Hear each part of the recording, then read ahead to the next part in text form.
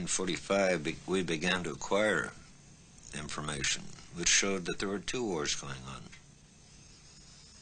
And the Soviets had no desire whatsoever that the world be molded in a Western fashion. The first war presumably being between the Allies and Germany and Japan, and the second war being? Being world domination, global war. By? By the Soviet Union. Ideological. Have you, since 1945, seen anything which altered your firm conviction that the war never ended? There has been nothing.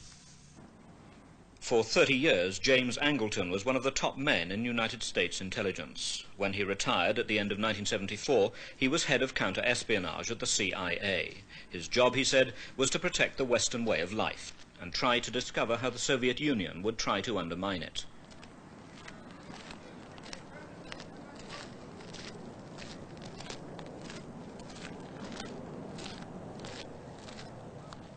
We're fighting a global conflict where one system is trying to change the other system.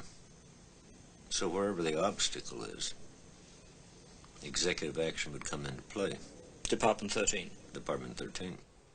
You say that the KGB use murder and assassination to achieve their ends. From the very beginning, through all of the different transformations from the Cheka, Ogpu, MVD, NKVD, KGB, KI, and whatnot, murder, executive action, what affairs as they call it, has been a part of the institutionalized action force of the Central Committee. For example, the assassination of Tom Mboya in Kenya.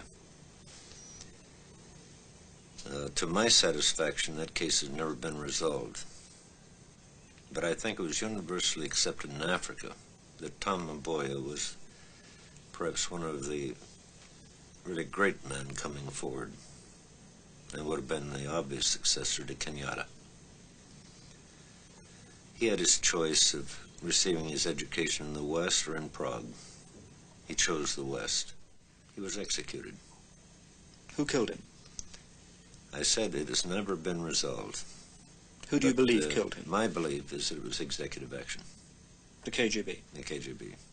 It's within the United Nations that, according to Angleton, the KGB find a veneer of diplomatic respectability.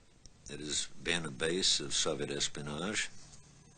It continues to be exploited by the Soviets and the bloc against the West. It's another form of the war. It's one of the battles. It's had very senior KGB people in senior positions. He was deputy chief of intelligence. He was the deputy chief of what they call the KI at a time when the external and internal services were unified under Molotov. So we're not dealing with a diplomat. It's my firm conviction that the existence of the Department of Disinformation has had much to do with the disarray of what I would call unity in the West. I would also say it is perhaps least understood by the intelligence services and by their masters. And I speak from there, from prime ministers down, and particularly secretaries of state, because it deals with gaining the objectives short of nuclear war. And it presents to the West, by the various themes that it promulgates, what I call a wilderness of mirrors. They can have you believe whatever they desire you to believe. And if you have, as they do, control over both, not both, but all forms of communication with the West, whether it be the media, diplomats, tourists, students, culture, all playing the same theme, that becomes a very convincing conglomerate of information to a man who's attempting to do an overall evaluation. it leads the West to regard Romania as something separate from Czechoslovakia or Poland or Yugoslavia. Misleading, you mean? Misleading in terms where the West pours its resources,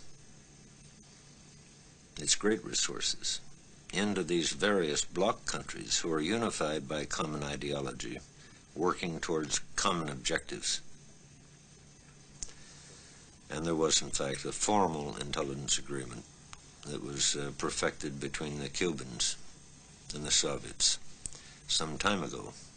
And that's where, from a counterintelligence point of view, we are somewhat displeased that England has given safe haven to this person called Philip Agee. You make it sound very easy to get the control arbitrarily in this way. I mean, but it's not.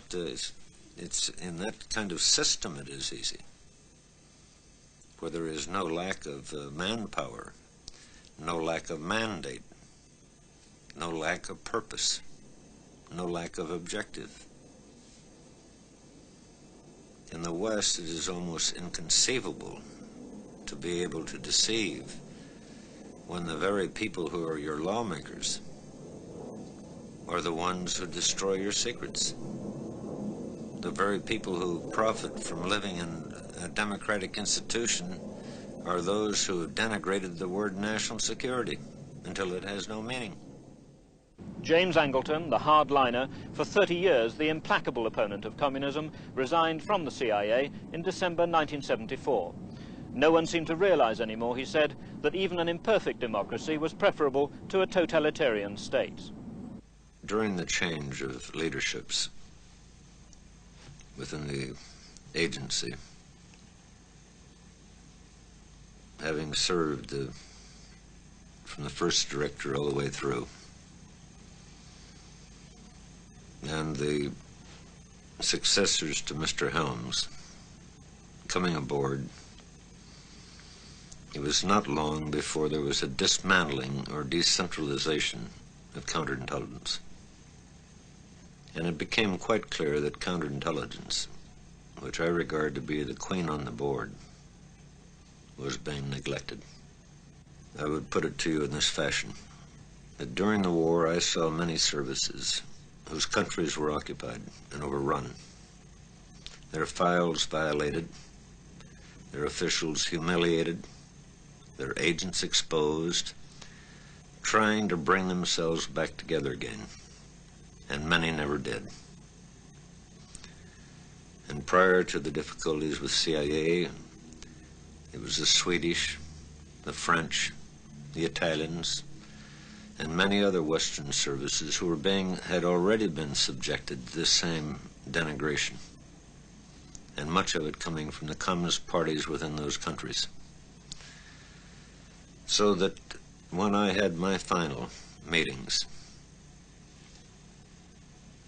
I was offered other positions and other compromises, and I refused. So Angleton went. In the end, he believes, it was the breaking of President Nixon that did most damage to the CIA.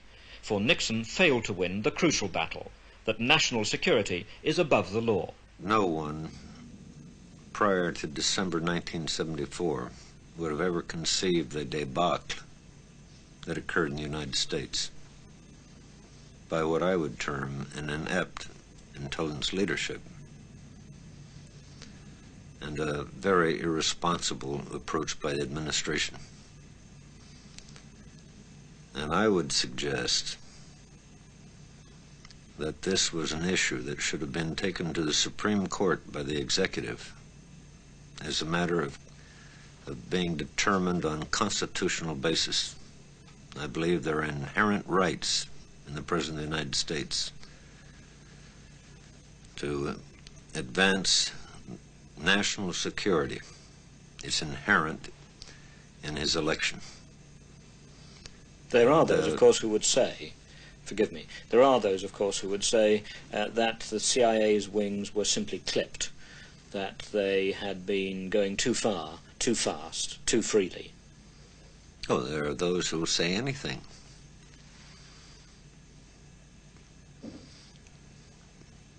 there is always a question whether a democratic country is capable of having an intelligence service of any great merit, simply because of the built-in inhibitions. It usually takes a national crisis or a Pearl Harbor where people then understand what survival means.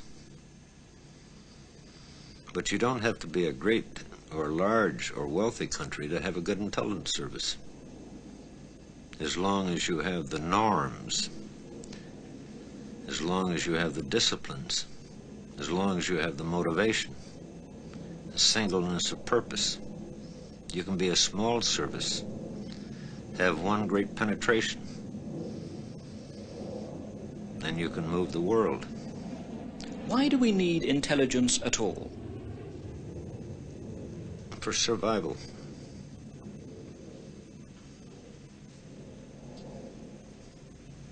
Fundamentally for survival. Have you any regrets about going? Under the circumstances, I have no regrets. But I regret not being in CIA. You miss it? Totally. For some, James Angleton's vision of the world is uncompromising, belligerent, frightening, the view of the cold warrior. For others, his catalogue of the disarray and weakness of Western intelligence in the aftermath of Watergate will be just as alarming. For them, and for James Angleton, the only hope lies in the possibility that the end of the Kissinger era will also spell the end of détente. But that, of course, will be up to the politicians, and not the CIA.